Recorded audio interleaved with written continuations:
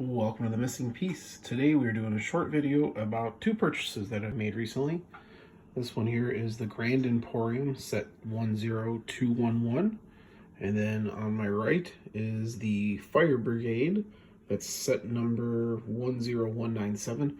I really suck at set numbers. I never remember them, but these are both modular sets. Both retired, have been retired for a little while. The Grand Emporium is something that I wanted for my personal collection for a very long time. I just think it's a really neat building. This one here, the Fire Brigade, is actually kind of hard to find from time to time and can be quite expensive. So I got these on Facebook. A gentleman kind of inherited them from his dad who passed away. He had this and many others to pick from. Got a very nice deal. They're dusty, they're dirty. If you could see the grime on there, you could just feel the dust and dirt and grit. The guy had this, here you go inside. Oh, down here you can see really good in the umbrella. Had him on display. Some grandkids played with him from time to time. Very therapeutic, I guess, is what the gentleman told me for his dad to build these. These are going to go in my personal collection, but I just want to talk about buying, collectible sets like these and what to look for.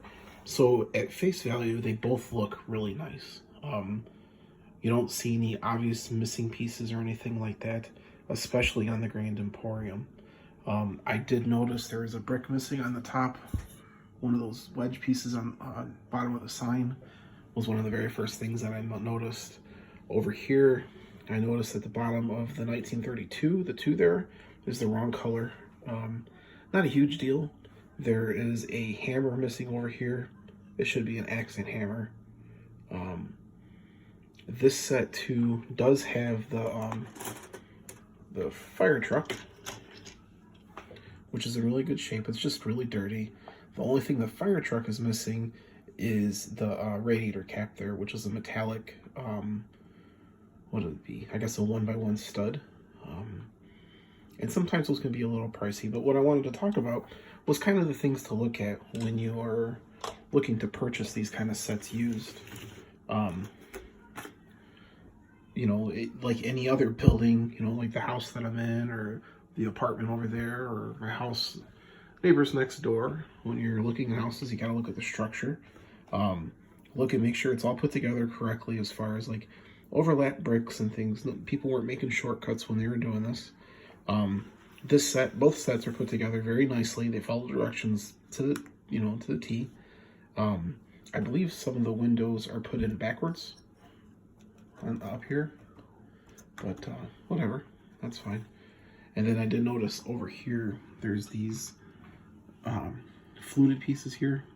They should be this way, but a couple of them are backwards, which is not a big deal. Aesthetically, I think it looks okay. Kind of just adds a little bit of character to the house, to the building. So that's one of the things. You kind of look at the structure, see if there's any big cracks in it, see if everything's put together correctly. The doors open and shut the right way, windows open and operate the right way. That's one thing I did notice with these. This one is missing a water tower, which I've ordered the pieces. I'll talk about that in a second, or will be ordering the pieces. Everything works. The bell is there. There's actually, you can't really see it, but there's actually a bat, excuse me, up in the bell tower there. But this one on the outside looks really good. Keep it in my mouse there. The interior on both of these are immaculate. This one, the Fire Brigade, because this is just 3 pieces, if you include the roof. You got this first floor, second floor, and the roof. It's very open on the inside here, and it's just dusty and dirty. I don't know if that's just because of where it was stored, or if it was stored with the door open, maybe a cobweb or a spider or 2 got inside. But anyways, so what I do is I'll go onto Lego's website. Oops. You can go and look up building instructions. So right here's the Grand Emporium. You search for it, you scroll down, and then it gives you a couple different options to download. The important things you got to read. There's 1 of 3, 3 of 3, and 2 of 3. And then you can go down here, download it, You can either all the way download it or just open it. Excuse me. And then I'll take this apart. I'll lift each floor apart and then go line by line, basically. I'll scroll through and just verify that the minifigs are there, that they're put together correctly. And like I said, I'll go line by line or page by page and just make sure that everything is in the right spot, that things, you know, the right bricks were used in the right spots, because sometimes that happens. And you just kind of go through it with a fine-tooth comb. The big thing with like these modulars is you're making sure that the details are all there, that the tiles are, you know, in the right places on there, that the sidewalks and stuff all look right. Jeez, got some corona going. The mailbox was on backwards, but I don't know if that was the gentleman who built it or if the kid's playing with it. The lights are there. The awnings are there. The flags are there. The shop is on there, although it's a little crooked. That bothers me. So I'll probably take it apart and rebuild that part. But when I go through and I notice that things are missing, like the lady here who should have shopping bags, if you noticed here on the, there it is, on the front, those shopping bags are nowhere to be found, items in her hand there. So what I'll do is I'll turn around and go to Bricklink, for example. We'll type in the set number, click on the set, and then this gives you the value of the set for new and used, the last 6 months, things that are currently priced, which, oh my goodness, look at that, $1,600 new. Someone has this thing for sale. It's gotta be in a different country than the US.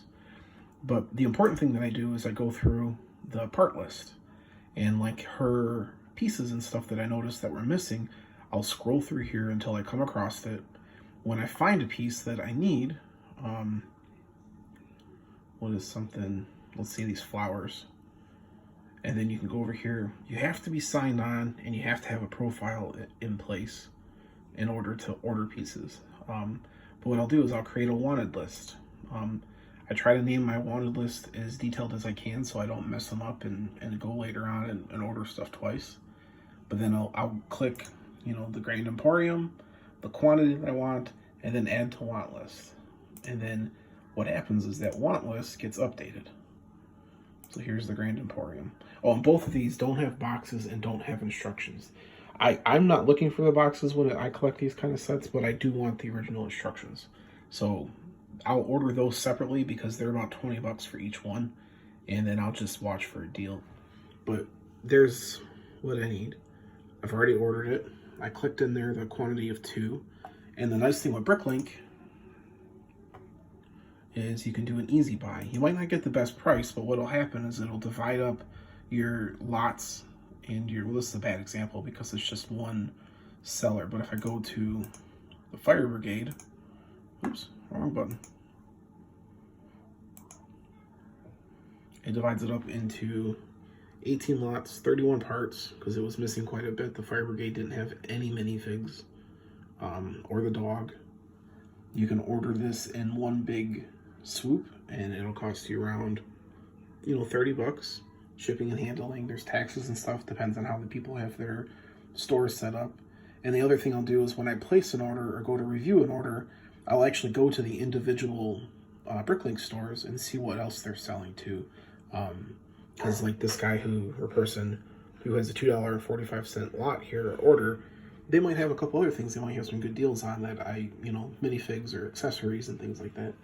But I'll order those at the same time just to save myself time later on. I heard a weird noise. There's a bird outside.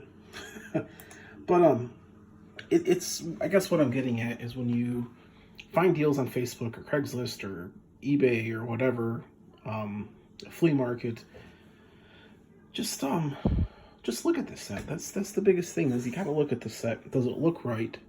Is it built correctly? Like with traditional legal connections, you can see there's a space right there. So that means that whole floor needs to be squished down.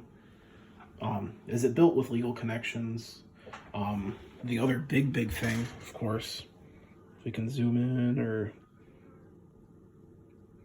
here it is, Lego. These are Lego. It's not Lepin, it's not some other knockoff, it's not some fake um, generic brand of construction brick, as they're called. But that's always really important, is make sure it's authentic Lego. You can look for the stamp, you can take some pieces apart. Look at your minifigs. Minifigs are important. I was really surprised. They're about $4 or $5 each for this set, and that's kind of unusual. Look, even up here. Come on. But look at the minifigs. Look at their armpits, is what I call it. Make sure there's no splits. Make sure their arms look good. Make sure their wrists look good, because that's where it's going to break at. Because, you know, I mean, I don't ever look for the boxes with these retired sets like this. But I do look for the instructions and the minifigs and the accessories. Maybe not the extra pieces, but I do want it to be as complete as possible when I put it with my other buildings. I guess the last thing that I'll mention is, you know, these are going to go into my own personal collection, so they're kind of dirty. They're actually very dirty. I'm not going to disassemble these completely and wash them just for my own personal collection. If and when I plan to sell these, then I will. I'll break them down. I'll wash them really good, and you know, organize the pieces as accordingly to, you know, according to the instructions.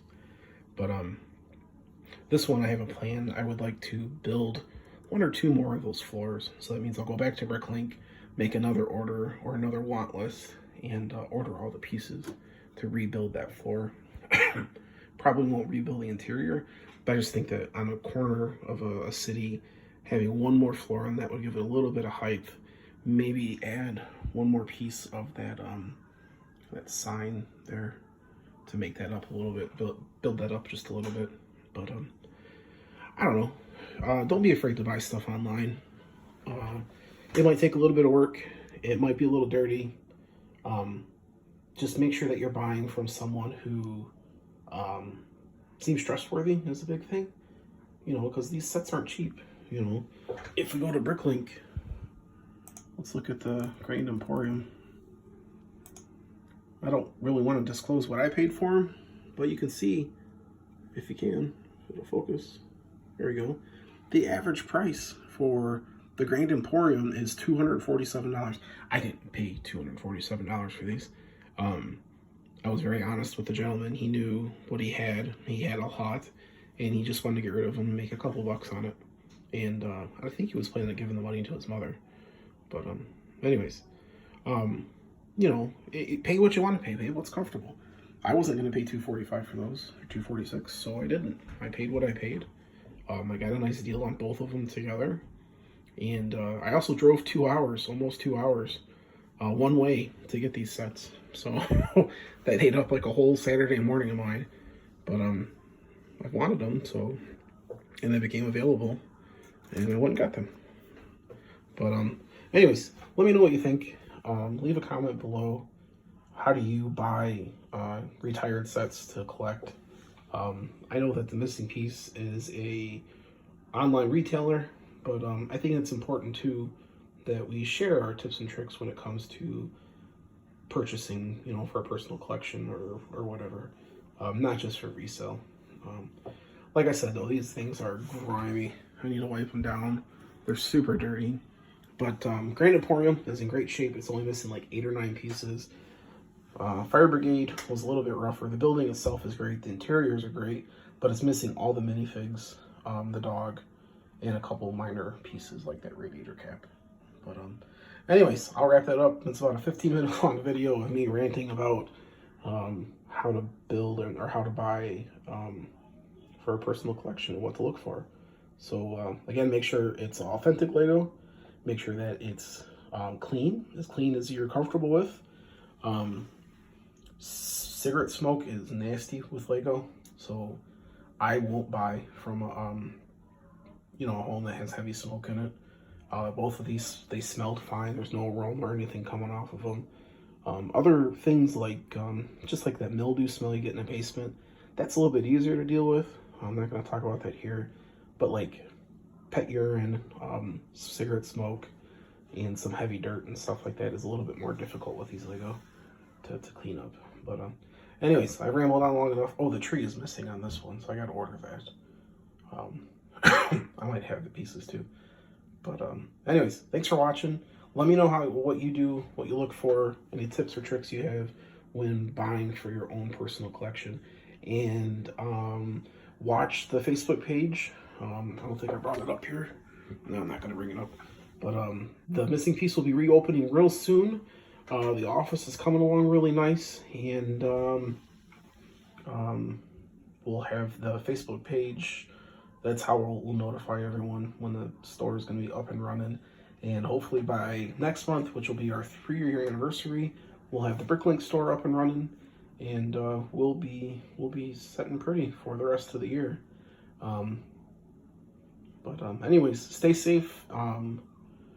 Wash your hands, because you know the corona crap's going on, and just stay inside and build some Lego.